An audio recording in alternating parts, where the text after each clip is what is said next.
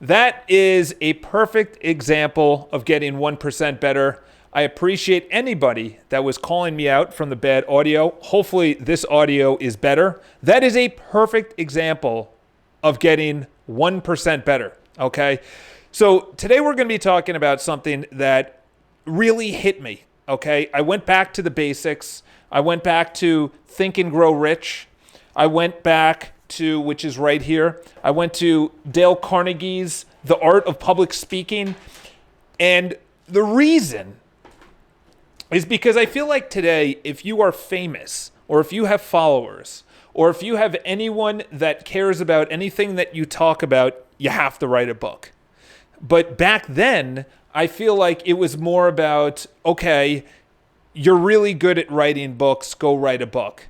And there was something that I read in the latest book, which was in just a phenomenal chapter. So it's Stephen Covey's son. Stephen Covey wrote the seven habits of highly effective people. His son, which by the way I read and I have to reread because I was not ready for it the first time I read it. Then the second one, ironically enough, has to do more in the lines. By the way, his son wrote the book that I'm reading right now, which is The Speed of Trust, which, by the way, is so basic. But there are things in there that he covers, and you go, wow, that's a good point. One of them was a chapter. It's only about 4 to 5 pages, but he said, always improve. And I'm like, oh, okay, obviously, this is basic. I don't need to read this. Sure enough, I started cracking through it, and he said something very interesting. So much so that I had to put the book down and meditate on it. And by meditate, I don't physically mean or mentally mean that I closed my eyes and meditated on it, but I look up and I say, that is so powerful. And that brings together so many things that I need to get this word out. For 2 reasons. One is a selfish reason, so it gets imprinted in my brain. And the second reason is because nobody is talking about it. I have never heard of this concept. Maybe you have, and maybe it sounds basic, but here it is. So 1% better, you hear it from me. The reason I love 1% better, it's the smallest thing. It is the smallest thing, is because when you compound 1% better, it's the same thing when you compound a penny. By day 14, it's still only $14, $15 or $100 or $2,000, whatever it is. And then by the end of it, it's, some ridiculous amount, a couple of million or whatever it is. Obviously, I completely butchered that, but you know what I'm talking about. And I've seen it in my life is that someone I used to look up to, whether it was someone that got all the girls or someone that had a ton of money or someone that had a ton or a great physique, they just crushed it at the gym, I would say, wow. And then if I compounded that, I would actually say, I'm as good, or they're within sight. And that's a totally different principle than what I'm going to be talking about. And this is something that, unfortunately, I think happens sometimes. Audio good. Thanks, Chris. Thanks for the love. I saw this woman on a train today, and she was obese. She was I don't know, morbidly obese. I don't know the scientific term behind it. But I was thinking about it. I said, what was the habits that when did she start the habits to start becoming very large, like unhealthy large? And I really thought about it, and I think there's a point. And they always say this, is that you stop listening to new music by 33. I think it's even earlier. And the reason being is that your temptation to discover new music or be open to new music or have that potential for growth stagnates at 30. Because everyone has I want to be a millionaire by 30. I had that. I think you guys had that. I want to be a millionaire by 30. I'm like, it's 5 years away. I can easily do that in 5 years. And it didn't happen. And then you started seeing people kind of just like drift off. And there is a time that you essentially just stop. You stop looking to improve. And I think that happened with her or with anyone. There's a point where you just say, you know what? Maybe acting isn't right for me. Or you could be Bill Cranston, the guy that was in that meth show, that he goes, I think I hit it big 30 years later, or Bill Burr, he's 50 something years old. When did he get discovered? 10 years ago as a very popular comedian, or 7 years ago when he was 45? 15 or 20 years later, he's probably 30 years in the business. Like anyone you think of, when an athlete hits it real big, they probably have been doing it since age 5 and they're 25, so that's 20 years. But there's also the time that you stop, where you say the gap between your expectations and where you want to be, health, money, relationships, house, your job, your career, physically, mentally, whatever, is too great, and you stop. And that's what I'm going to talk about today. So you have the compound effect, which is really hard to we are human. If you read basic biology, everything makes sense. Dating dynamics makes sense. Why do guys go with women that are more attractive? If they had all of these women, they would go with ones that would be able to have their child, and they would deliver their child, and the reason they would choose the person with the best fitness, and by the way, that has nothing to do with, that's all in general, okay? That's blonde hair over brunette hair, okay? That is healthy skin over unhealthy skin. That's thin over anything else. Why? Because it's nature. We're not this 50, 5 decades old thing. So what I'm saying is, when you actually break it down, someone's seen, it's the marshmallow test. It's pushing something out into the future. When I say 1% better, most people don't get that. Because they're thinking, I know I should buy an apartment right now, but I don't know if I should. Well, let's look at it historically, okay? And I'll lay out the numbers and I'll say, if you buy a home right now, I will sell this home in 2027, potentially double your money. Humans don't think that way because we lived on a open field that it was survival right now. Nobody thought about tomorrow. It was survival right now. War, tribe, disease, animal attacks, fresh water, food, nature, weather. It was all there. It was all there right now. So you have hedonism, which is right now, and I don't care about tomorrow. And then there is the opposite, where I only care about tomorrow and I don't have any fun right now. And then you regret everything in the past. There's obviously a balance. But in the book that I was reading today, and the point of the entire video is that 1% better is great, but it's really hard to explain someone into the future that if you compound this, knowledge, running, biking, if you compound doing that more, you will get smarter. You will be a better runner. You will be better at biking. It sounds good. It's hard to convince people on it, except today when I was reading The Speed of Trust by Stephen Covey Jr., maybe, or Stephen Covey's son, okay? And in there he talks about always improve. And I was like, okay, this is a basic chapter. I'm going to skip it. And I said, you know what? Let's skim it. And that's essentially what I've been doing with these classics, okay? And he said in there, when you stop improving, this is crazy important. When you stop improving, you are essentially pulling knowledge from the past to to utilize it into the future. So if I stop learning, this is the best way to think about it. There's 3 ways to really get better. The first is consistency, okay? The second is strategy, and the third is growth. In that order.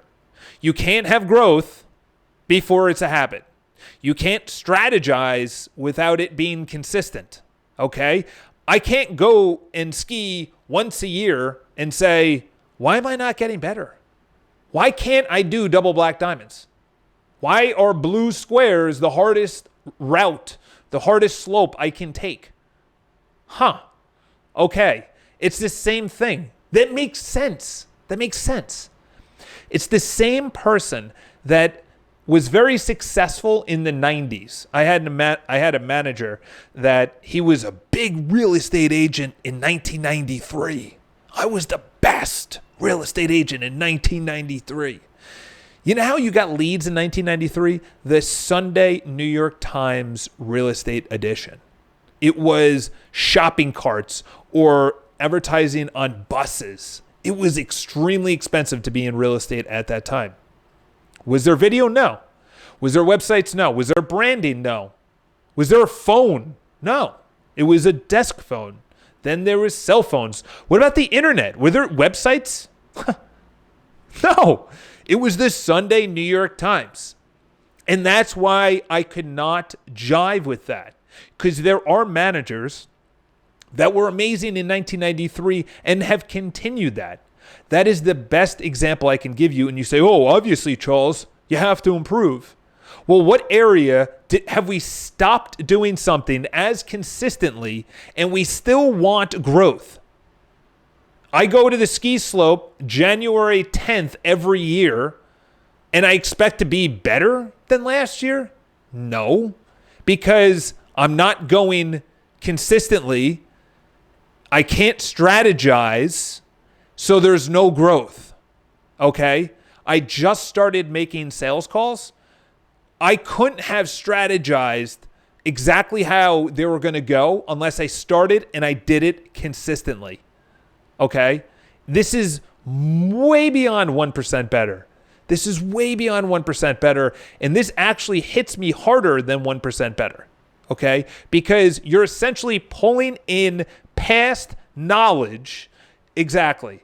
Someone who has bragged about the past, a one-hit wonder in acting, someone that was amazing. It's the David Goggins principle that says, what have you done now? What have you done? You won a championship. Amazing. Have you grown your wealth since then? Have you volunteered? Have you given back? Are you doing something that's growing you in another area? Okay. I'm also going to add on top of this is that so many people, so they call it analysis paralysis, but so many people strategize to the nth degree. They Google all of everything. It was the same thing when I started in triathlons. I Googled everything. I had pages and pages of notes on how to do triathlons. There is nothing like actually doing a triathlon and many people could run, many people could bike, and many people can swim. But to swim, then bike, then run is a totally different sport. That is, your heart rate on the run is at 165, 170, 180 beats per minute for 13 miles on a half or a full marathon on the full. Okay? I couldn't read that in a book. So that's why I would rather take knowledge from someone that was a practitioner. I've literally scoured the internet. Bob Proctor, Chris will be happy about that one. Dale Carnegie, Earl Nightingale, I am absolutely obsessed with. I'm ripping the CDs of Anthony Robbins right here. And essentially going back to the people that were good practitioners, not the people that are popular and wrote about it. And I've noticed that if you essentially want to rank good content over other good content, I implore you, and I came to this realization on Friday when I was out, and through the last month, I've been just absorbing Earl Nightingale. Strangest Secret, highly recommend you reread that and reread that and reread that and reread that, because I came down to two conclusions. It's going to be a podcast potentially this week or at another time. Is there's only two things that should ever be focused on at any time. Number one, what do you actually say to yourself? What do you say to yourself? Okay? It's your internal dialogue. And then number two is what do you feed your mind with? Okay? Do you feed it with visualization, with affirmations, with good or bad content? Okay? I'm going to go into a whole podcast on that, because I noticed that the content I'm consuming are podcasts. And they're not bad, but they're also not books. And I have gotten more wisdom from books than any other source. But the thing is, podcasts are fun. They're enjoyable. They're great. But the thing is, it's 1 week apart from each other. If someone spent 3 years and they wrote a book, or 5 years in cases of, Green, that's mental. Or 10 years to write a book. That's crazy. That's the content I need to be filling my brain with. Okay? So I've started, and I have it somewhere. I have it over there, but I've been journaling. It's a good journal. It's 100-day something or other. It's 100-day habit formation or whatever. And for me, I want to have 5 pending deals. Okay? 5 pending deals. Because I know next year, again, it's what you say to yourself. But next year, I am going to be forming the habit during a slower time in real estate. So I have to make more phone calls. I have to be much better at what I do. I have lost more pitches lately because they're like, who's the best? Not who am I emotionally tied to? Your skills of selling, your skills of influencing, your skills of marketing, of energy has to be at an all-time high. And it exposes the weak links in your game, which is good, because then it kind of but it will weed out all those people that were in real estate and in anything. That's essentially what it does. Tillman something, I forgot his name. Books are so much cheaper. Yeah. Earl Nightingale is probably one of the best that I've heard. And I put him off because I said, basic. But his story is crazy. So this guy, Tillman something, the billionaire, he recently said, and I've taken it to heart, is that as humans, we overproduce. And at times when we overproduce and consumption isn't there, we have recessions. So we overproduced homes, or we overproduced mortgages, or we overproduced debt, or we overproduced real estate agents. Okay? To rein in that, the edges have to be burned away, and then only the best, only the consumable agents or consumable mortgages or homes will remain. And that's what we're going to go through next year. So next year will expose all of your weaknesses. Your energy levels have to be dialed in. You have to understand your health to the nth degree, to the smallest thing.